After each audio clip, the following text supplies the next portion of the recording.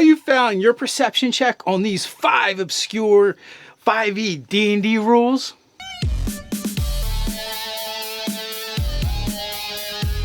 Hey folks, Nerdarchist Dave here from Nerdarchy for Nerds by Nerds, and today I'm joined by Nerdarchist Ted. Nerdarchy, a place where we discuss news, views, and homebrews for 5e D&D as well as other role-playing games. Don't forget to hit that subscribe button as well as attune to that notification bell. Today we want to talk about 5 different rules that might be obscure, maybe people are getting them wrong. At least that's what social media would have me to believe as I look at different comments, different posts, Twitter, Facebook. These things have been coming up, and actually in one of the games we've been playing for a long time, from following one of these Facebook threads, I realized I've been using one part of this feat wrong. So I was like, hey, maybe we should talk about it. Maybe there's some other things that we're getting wrong, because 5e is full of a lot of nuance, and how things are written is very specific. Even though it seems like a very simplistic system on the surface, there's always these little nuances that are kind of easy to miss. Absolutely. I mean, there's rules that we homebrew because it's like, I don't really like the way that goes, and we've been using it for so long. Like when I was in another game, I'm like, oh, why didn't just do that? It's like, that's not what the rules say. And it's like, oh, that's right. We've done that too. We've also homebrewed things and then forgotten that we've homebrewed them. We're going to be talking about the rules as written, as are presented in 5th edition Dungeons & Dragons. Now, if there was only some way for us to easily reference these hard-to-find rules that often get missed. Oh, deck of many, of course. 5e reference cards to make your game a lot easier. But speaking of which, do you know what's going on right now, Ted? The Kickstarter? The Kickstarter. The animated spell cards. These things remind me of holographic cards you used to get in the foil packs as a kid. Whether it was for your comic books or baseball cards or whatever. Those things were awesome. So they're bringing that kind of awesome to your D&D game. Go check out the Kickstarter. Hey, if you want to find those hard to find rules, maybe have them at your fingertips, make things easier, whether you need NPCs, conditions, weapons, monsters, magic items. They've got it over a deck of many. Go check out their website. Go check out the Kickstarter. Only a couple days left. There's only a couple days left. It's fully funded. They're knocking the stretch goals out of the park now. With that, let's get back into those rules. And the first one isn't so much that, hey, you know what? I didn't know this thing was here in 5e. I knew it was bad when it would happen to me as a player or to the players in that I was DMing for, but I often overlooked the thing that was really bad about it. And what's that? Paralyzation condition, right? Conditions are a little tough anyway because they're layered oftentimes, right? You have to look at the condition and it might refer to another condition, which then may refer to another condition. So that part is you have to get the chain of conditions properly. And look at all of the effects. I'm like, wow, you get paralyzed, you get all of this bad stuff. But oddly enough too, certain things are really bad about being paralyzed. For instance, if you're paralyzed, if you get hit, that's an auto crit. Which we all know crits can be really, really bad. We see what happens, and when you're down, hits become auto crits. But when you're paralyzed, you're standing, you're up, you've got hit points, but auto crits, they just suck. Yeah. Well, and here's the thing, too. There is a ton of ways to get paralyzed in 5e D&D. First off, what's the range of monsters that we know from the basic monster manual that have the ability to paralyze? Well, you have ghouls, ghast, and carrion crawlers. They're all CR1, CR2. This is a monster you would expect to fight as a low-level adventuring party, and that is absolutely devastating for them. At higher levels, it sucks too. Monsters do more damage. The multiplier is going to hurt a lot, but it's not quite as devastating as when you're just starting out in your adventuring career. When you're low level, first through third, and you're dealing with that die 6 or die 8 hit die, your hit points can be significantly low, especially if you don't have a con bonus. So when you're hit, number one, you're probably taking damage before you're paralyzed. The next hit is going to be a crit. That can downright kill you. Especially if you are perhaps a sorcerer or a wizard that doesn't have a whole lot of hit points. Now, on the higher end, we have cadaver collectors and retrievers, and then there's a bunch of monsters in between. So, really, the CR range is all over the place. You're going to be dealing with a lot of monsters that paralyze. But, Ted, that's not the only way to get paralyzed. No? What else is there? You've got magic items that can inflict the paralyzation condition on you. Like the Wand of Paralysis, maybe? Exactly, right on the nose. But there's some other ways too.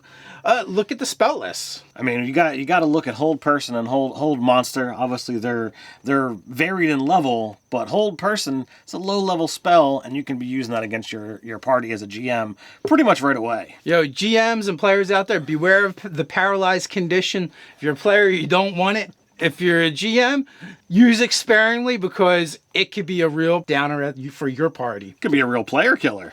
Absolutely. So the other area is one that I've even seen professional GMs, I would use the term, and very high level dungeon masters get wrong, and that's attacks of opportunity. As per the book, there are some actual other things you can do. I've seen in streams where the player is like, "Hey, can I do this?" and the DM is like, "No, you can only make an attack." But that's not entirely true. Attacks of opportunity is an attack, and anything that you would normally be able to do with an attack, you can substitute that in while you're making that attack as a reaction. Right. For instance, you can initiate a grapple or a shove, which, these are going to be super useful if someone is trying to leave your threatened area, but you want to keep them there. So instead of attacking them with your weapon, you can just grab them and keep them from moving. Or if you happen to be on a cliff face and they're trying to get off of that, you do a shove.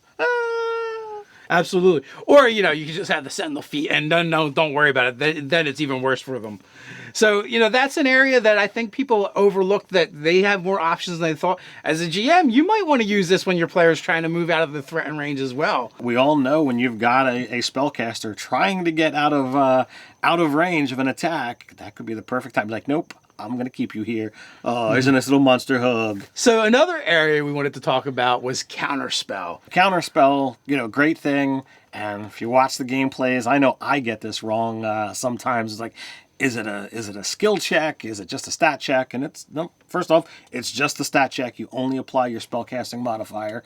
But there's other things about it as well. So like you said, it's a stat check or referred to as an ability check. So what are some other things that people are not quite getting with this, or maybe they're missing? Well, there are ways that you can get bonuses to the specific ability check, and your bardic Jack of all trades is something that you get to apply here because it's something you're not trained in it because there's no way to be trained in it. And when we say counterspell, this would also apply to dispel magic as well. Also, all bards get the Jack of all trades ability, giving them half of their proficiency bonus, which makes them really good at counterspelling. I mean, they're no abjuring wizard, but they're pretty good at it. So the College of Lure Bard, they also have something that they can do as well.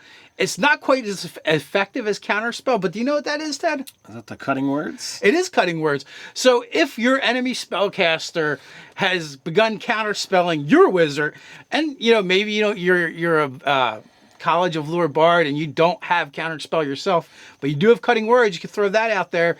They're going to get a penalty to that ability check, and a high level bard applying a die 12 penalty to even a high-level wizard, that can make it really tough if they're casting counterspell against a spell that's above their level. If you're talking about a high-level NPC or a high-level monster, let's say they've broken the barrier and they've got a 22 in their spellcasting modifier. That's a +6, giving them a range of 7 to 26, where, okay, we only get up to a 19 as your check. So if you happen to roll that 12, that's pretty much maxing them out at a 14. So that can basically mean you get that free 5th level and higher that they're just not going to be able to cast. Boom! In your face, evil wizard guy! Take that! All right, we've talked about the paralyzed condition. We've talked about attacks of opportunity. We've talked about counterspell. That's 3. We've got 2 more to go, Ted. So next, there's a handful of things that offer bonuses to initiative rolls that some people I think are missing. I'll tell you, there is one that I missed for a long time. Eventually I did catch on to the bard with their jack of all trades, and that's pretty sweet. I totally missed the fact, even though I knew about the bard, about the fighter. The champion, the remarkable athlete, allows you to add that bonus to your initiative as well.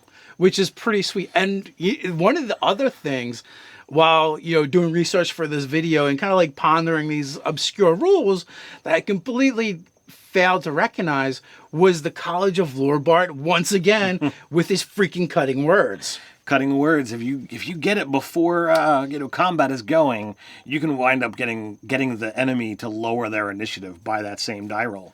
Matter of fact, even came up in our game this past weekend. We were fighting an uber powerful demon lord, or 8, as the case may be. I'll explain later in another video, perhaps. But our College of Lore Bard threw out his cutting words, reducing his initiative, allowing some of the players to go before the monster, which is super helpful. Absolutely. It can greatly change the scope of a battle. If an enemy gets to go first and they might have some of those like rogue-like abilities to do extra damage, greatly shifts the tide of battle before it even starts. Or if the person that is coming after you is an assassin with the assassinate ability, it's a huge deal to be able to lower their initiative so that they can't use assassinate again, before the party gets to go.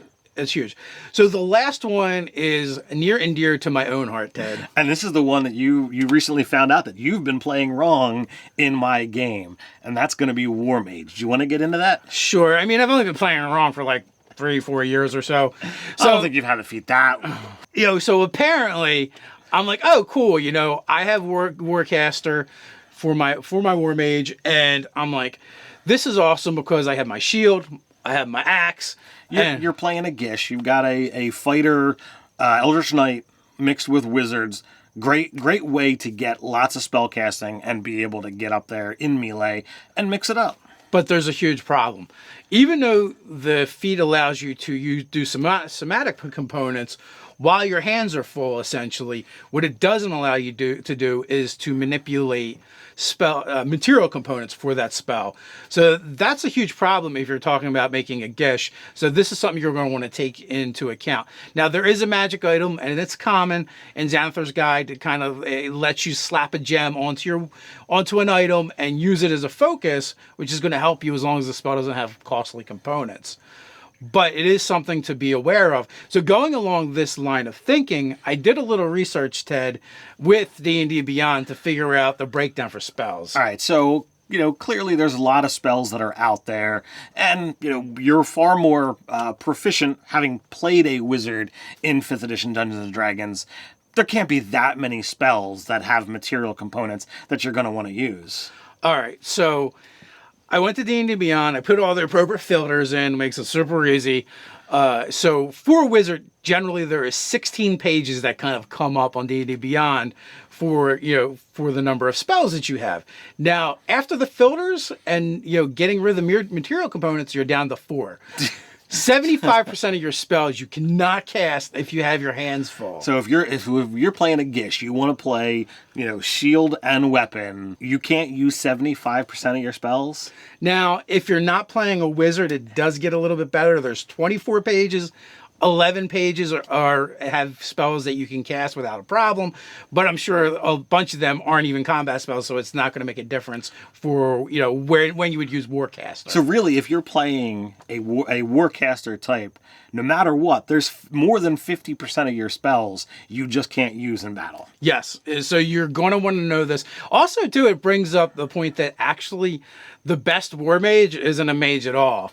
It's actually a cleric, in my opinion, because they can emblazon the holy symbol upon their shield and then use that as a spell focus, fixing the problem. So Warcaster, when I always thought of it as it being a great spell for an arcane caster, but the truth of the matter is it's actually way better if you're a divine caster like a paladin or a cleric. So that makes a huge difference on getting into this. But if you happen to have, say, holographic spell cards, you would be able to know, looking at these references, as to whether your spells require a material component or not. That's a good point, Ted. And with that, where can they find those at? If you go down to the description below, you can look for the link to the Kickstarter. And those last few days before those spells, go away, and maybe you have to pay a higher price on their website. While you're down there, don't forget to like, comment, and share. And let us know about those tricky rules that you're missing in your game. So until next time, Stay nerdy.